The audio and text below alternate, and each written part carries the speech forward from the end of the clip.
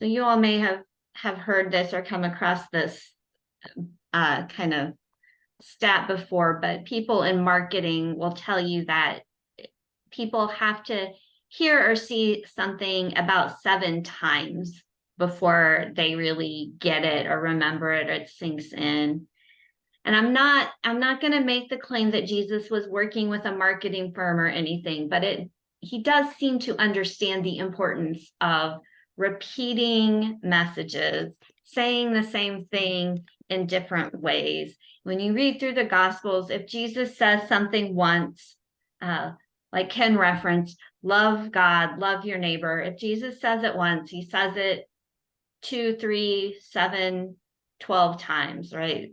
And earlier in Matthew's gospel, Jesus said, let your yes be yes and your no be no. And in today's reading, then, of course, we have these religious leaders who won't give a clear answer. And we have these parable of the sons whose yes is no and no is yes.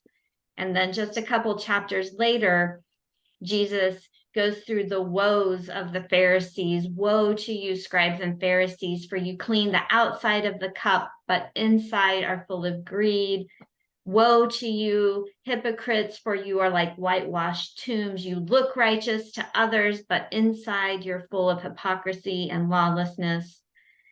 So you see this same message in different ways through encouragement and instruction, through questions and stories and scolding, that Jesus is pointing out the importance of integrity, right? Of what we say and what we do should match each other, that who we really are and who we present to the world should be the same person.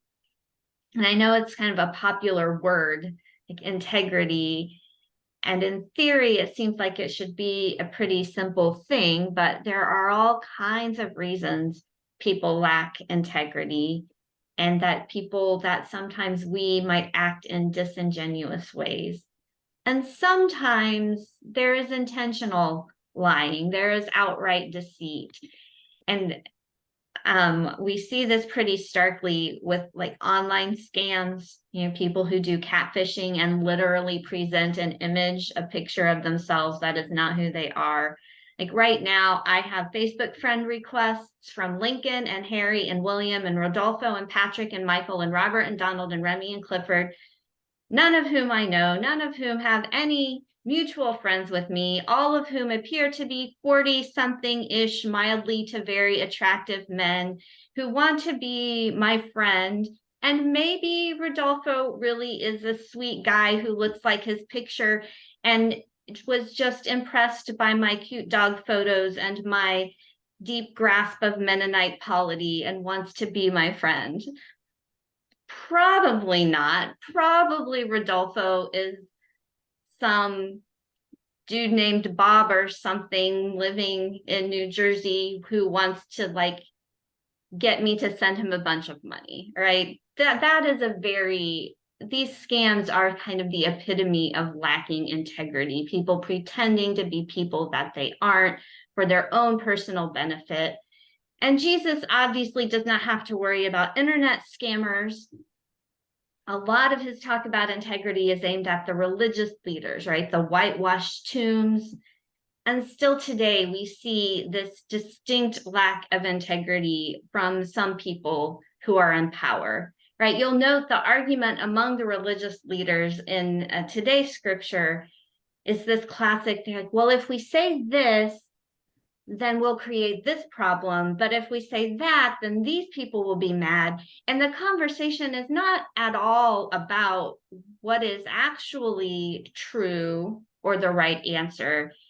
It's only about how different people will respond to the different answers and what kind of image the religious leaders will have if they give this answer versus that answer. And in all of the coverage recently about the almost government shutdown, right? That almost happened. All of the coverage that I can't usually stomach reading it, but I skimmed the headlines and skim what's happening. And it was all seemed to be not about what would actually be the best budget situation for the United States or for the people here. It all seemed to be about who would react how to which decisions, right? Who's going to be able to keep power by making this compromise or that compromise? That to me is not integrity. That's not trying to solve the problem, which just goes to show, Karen, that's another argument for sending that scripture to Congress, right? To answer a question with integrity is to give the best and truest answer that you know, not to give the answer you think people want to hear or you think will make you look the best.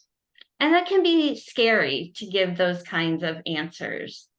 A lot of times we fall short of integrity, not because of any evil plots or because of selfish ambition, but out of fear and insecurity, because of course we want people to like us and we want people to think well of us. We're afraid if we're too honest about who we are, we won't fit in, that people won't like us anymore, that we aren't actually good enough.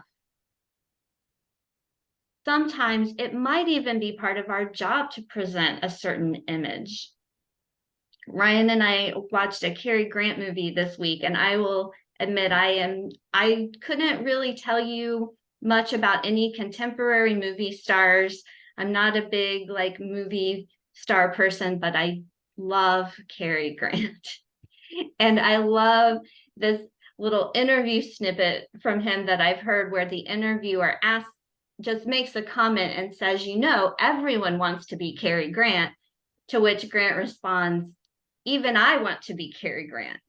Like, he is not the image of Cary Grant that everyone has is not who he was, obviously. Now, pastors certainly aren't movie stars, but we also often have this pressure to uphold a certain image.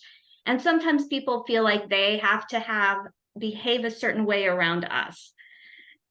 And I will tell you that one of the things that secretly delights me is when people swear around me. Not my children, not people swearing at me or being gross and vulgar, but the occasional swear word thrown into a conversation when people are really upset, or when I can tell that's just naturally how that person speaks in the world. It lets me know that they trust me enough to be themselves around me, that they're not trying to put on some kind of a production or pretend to be somebody that they aren't, right? In some situations, when people use certain kinds of language, it lets me know that the communication has some integrity, that they're being themselves. So there's this kind of integrity that religious leaders in the scripture that they lack, right? This integrity of doing what is right versus what these leaders do, which is doing what they think will make them look the best. And this integrity of acting out of who you really are rather than trying to create a fake image of yourself. I'm also really intrigued by the second part of today's scripture, this parable of the two sons. And I read a commentary this week that seemed to make a good point. It is the son who says no, but goes to do the work, who's praised in this story. But really, neither of the sons have the best case scenario. The best case scenario is saying yes and then doing it, right? Let your yes be yes and your no be no. And again, there are times people lack this kind of integrity out of willful deceit when they say yes because that's the easiest thing, that's what they know people want to hear, and they have no intention of doing it. But really, usually, I think we mean yes when we say yes. It's just that life happens, right? We don't know why the second son doesn't go to work in the vineyard after he says he will. Maybe he got sick. Maybe he got distracted on the way there. I personally, at the Justice Matters celebration a couple months ago now, said I was increasing my Justice Matters pledge, and I will do it this week. I have not yet gone into PayPal and increased my pledge, not because I begrudge them money or I'm not willing to do it, just because I hate messing with stuff on PayPal and it just hasn't been at the top of my to-do list. It's not always evilness that keeps us from doing the things we say yes to. Sometimes we say yes to things we just shouldn't say yes to, but we want to say yes. We want to chair the committee or do the project or take the trip or make the thing. When I was in college, I had a few sessions with our campus counselor because I was just experiencing a lot of stress and it was affecting my physical health. And when first time I met with her, she gave me some homework of making a list of all the things I was doing and all the roles I had and the things I was responsible for. And when I came back for the next session with a multi-page list of things, she just shook her head and was like, no, she didn't frame it this way, but the general gist was, you can't say yes to this many things. So maybe the second brother had said yes to his father and also yes to his uncle and his friend, and then realized he couldn't actually work in 3 vineyards at the same time. These hasty, overambitious yeses also affect our integrity because we end up not being able to fully follow through on all that we've said we would do.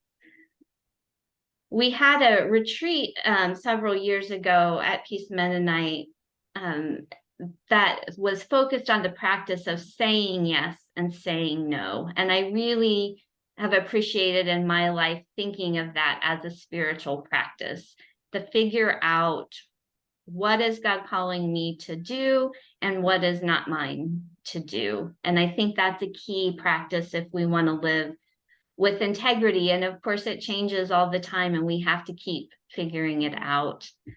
So it seems like even though he doesn't use the specific word, I think Jesus has a lot to say about living lives of integrity, how our exterior actions should come from who we are, how we should choose what's right rather than what's easy or popular, how our yes should be yes.